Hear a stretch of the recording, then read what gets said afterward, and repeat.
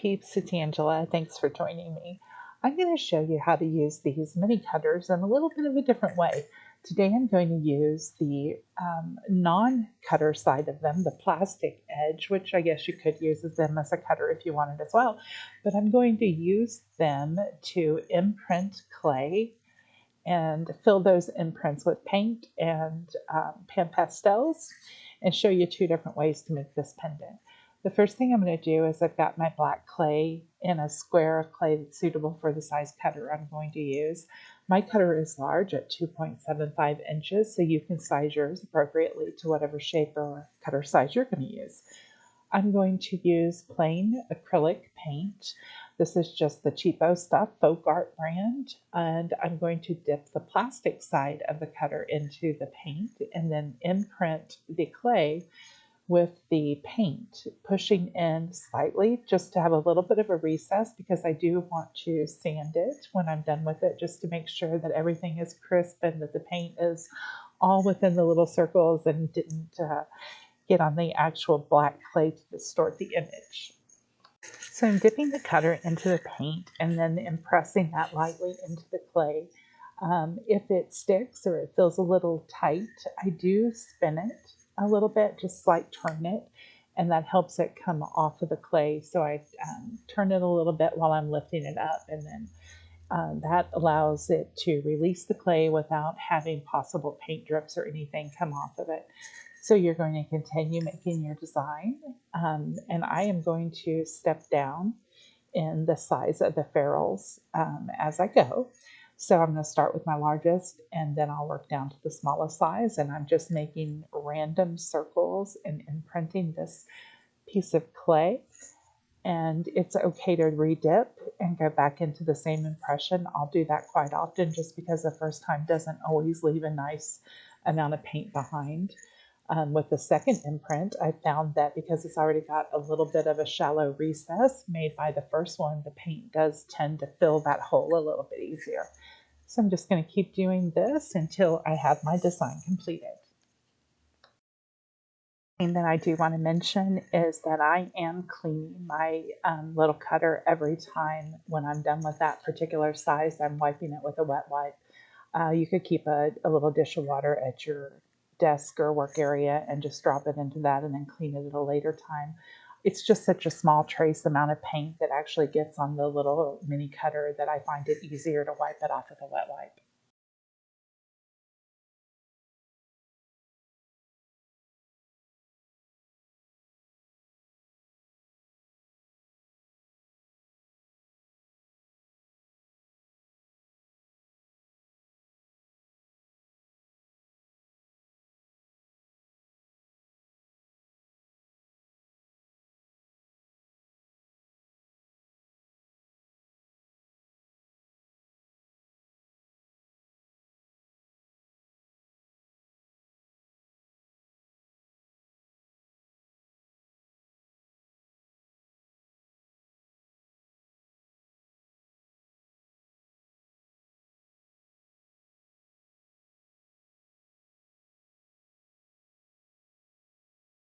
I'm going to work down from the largest size until I've got about 5 different sizes of the little circles on here.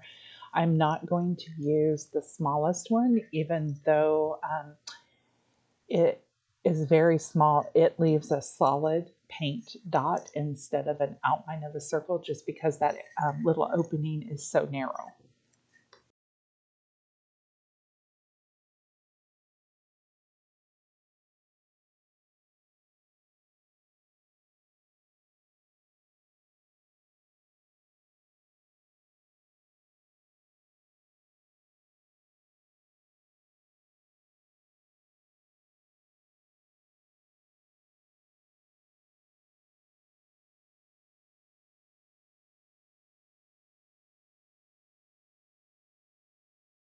Now I'm going to set that one aside and let it dry. It only takes 10 or 15 minutes before the acrylic paint is fully dry. And I'm going to do the same thing with the piece of white, except I'm going to imprint it with black acrylic paint.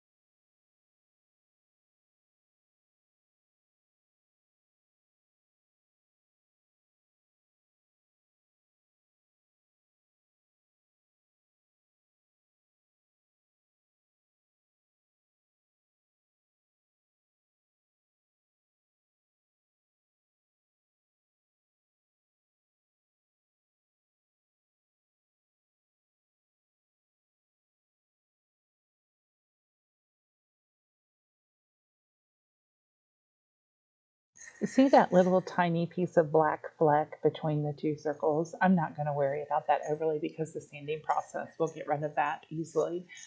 So once the paint is dry on both the black and the white, I'm going to combine them. There are more ways than one to do this process, and I will show you another way to put these two pieces together when I show you the metallics a little bit later. I'm just using the same size cutter. That way my shape is um, symmetrical to the design. So I'm going to cut out the two areas. I'm going to push it together. I'm going to use a piece of paper to burnish over the top of it. That will help it adhere and smooth it together. And then I'm going to use my cutter to cut out my final shape, which I'll then put onto my form. I use an oven-safe form. I find that these little bath bomb molds are perfect for this type of thing. And then I'm going to bake it for 1 hour.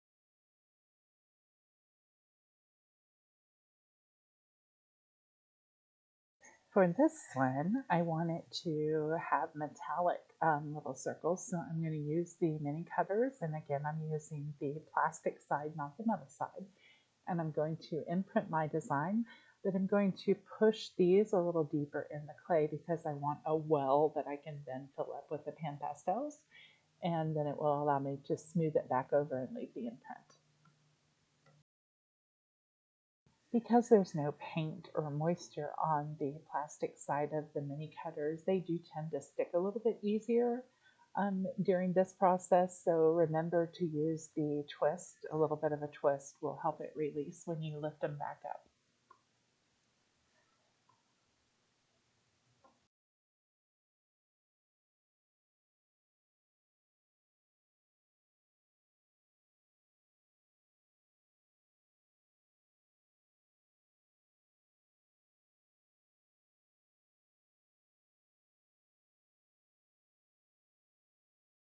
Once my design is complete, I'm going to use a soft bristle brush and fill the recessed areas in with pan pastels.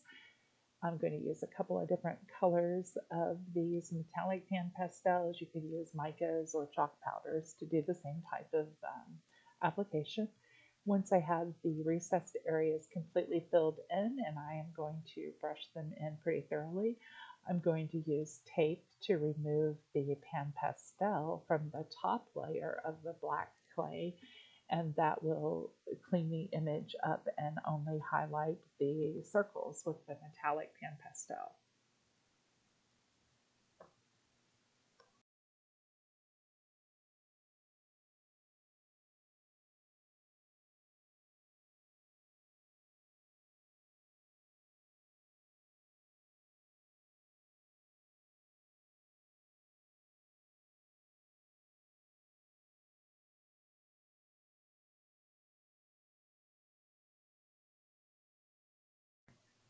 I'm going to use the tape to remove the excess pan pastel. It will take a few times to do this. Just keep going over and over, changing your tape as needed until you have removed all of the excess pan pastel off the top of the image.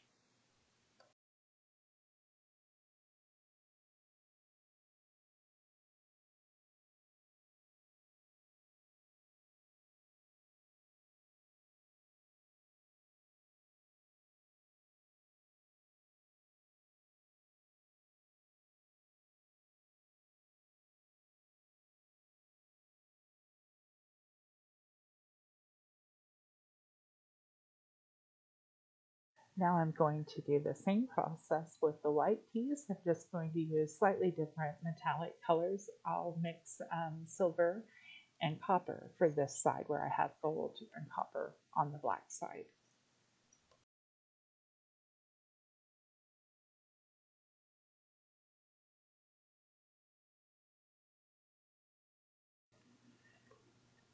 I'm going to do this one a little bit differently in that I'm going to not cut out my primary shape until I've joined my pieces together.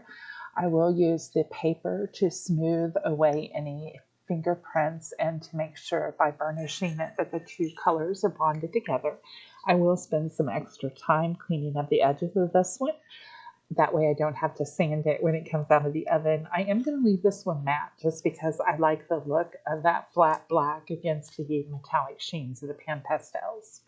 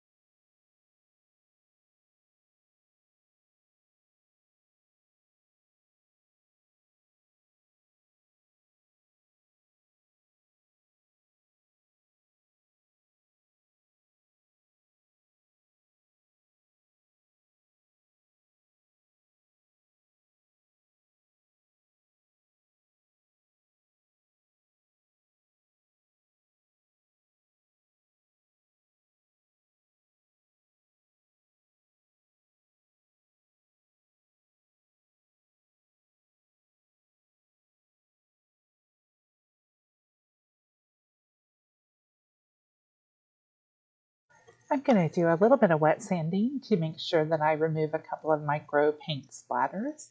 Once that's done, I'm going to sheet a piece of clay on the thickest setting and texture it with a texture sponge. Then I'll flip it over, use a little bit of Bacon Bond, and attach the pendant to the backing and form a simple bail. The bail form I'm using to drape it over a stainless steel rod that came with the Beads and Blends kit from tinypandora.com, but you could use any kind of oven-safe item that you have that would just slide between the bail and the back of the pendant to keep it from collapsing in the heat of the oven.